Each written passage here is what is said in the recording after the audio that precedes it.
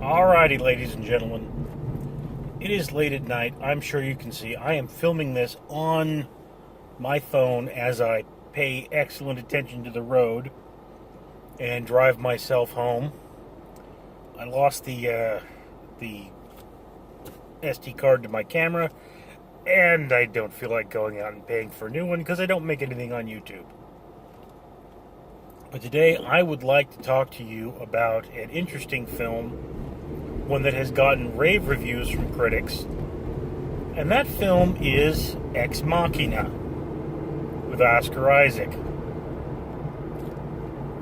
Now here's the thing about Ex Machina is that it is your typical man in his hubris film. There's a rich D-bag who's kind of like Bill Gates, but he's drunk on power and a total loner and a fitness aficionado who apparently Tony Starked his way into a fully functional robotic AI.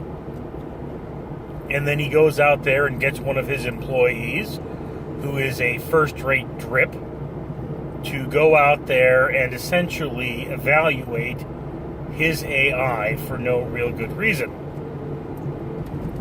Now look, I know the critics love this movie, and I'm going to say this. This movie is superbly acted. The special effects are astronomical for what they are. I just went over a pothole. And everything about this movie in terms of its production is extremely well done. Problem is, this movie would be a much better Twilight Zone episode than a movie. It's just too dang long. There's a lot going on in this film. I mean, it's like, yeah, okay, slow burn. It's kind of a horror movie to begin with, so those are always slow burns. But, you know, look, I'm watching a hot chick who is a robot. That should really be interesting enough. But you're just going, okay, come on. Something else needs to happen now. And if you want to tell me that there's something unique about this story, I'm sorry, there isn't. This isn't even smart writing. The whole plot within a plot thing, it's like, yes, things aren't exactly what they seem. They never are. That's the whole concept of writing, is that you start believing in one thing and then things change a little bit. It's just one of those sort of concepts. You know, when you started watching Ghostbusters, wonderful film, the original, when you started watching Ghostbusters, did you know that there was some kind of a ghost apocalypse about to happen? No, you didn't. You didn't know about Gozer. So yes, the film is not straightforward. That's called a twist in the plot. This film did not have any more twists in the plot than I would say a regular film did. It dragged in the middle. The end was really great, but I just have to ask Oscar Isaac's character there, if you have the ability to make yourself a woman, you know, wouldn't you make one with curves? That's my opinion. I mean, some guys like the skinny girls. I'm a big dude. I kind of like women with curves. I would probably go for, there is a guy that did build a Scarlett Johansson robot.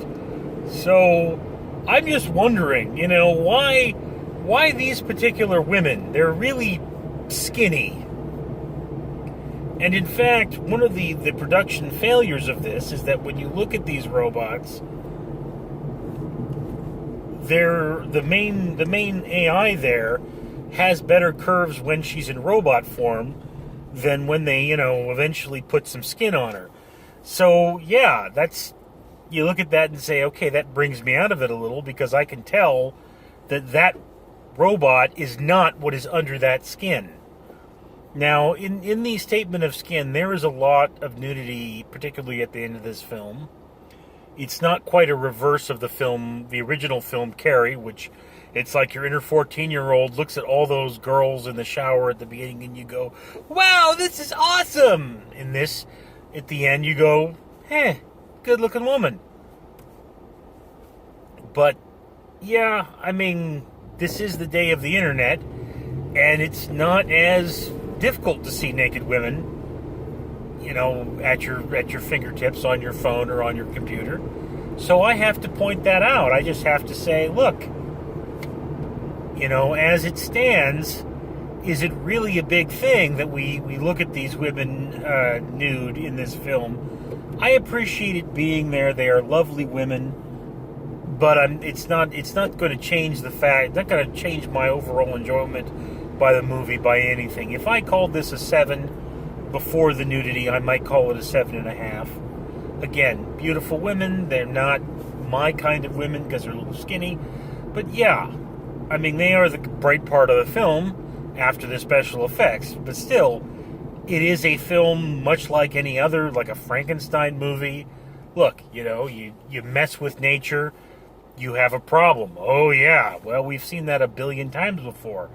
In many ways, is this different from the plot of The Fly, where somebody messes with technology and it winds up burning them? Is it different from the plot of, say, Terminator, which is a man story where humanity has messed with technology and it winds up burning us? And is it different from Frankenstein, where you created something that is not entirely human, and oh yeah, look, it winds up burning us? This is a really done plot for me. And again, I love science fiction. Generally, if something is a hard science fiction movie, it gains points from me. But still, I looked at Ex Machina. I know all the critics love it. I know you could hate me in the comments. I'm totally wrong in that I did not thoroughly enjoy this movie.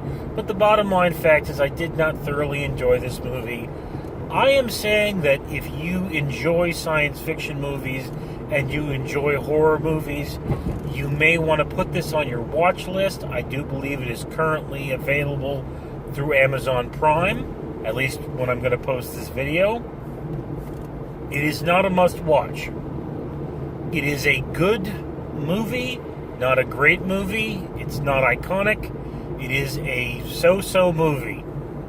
Go watch it if you have the time, but don't go out of your way to watch it. That's my opinion. I'd love to hear yours down in the comments below. I'm Richard.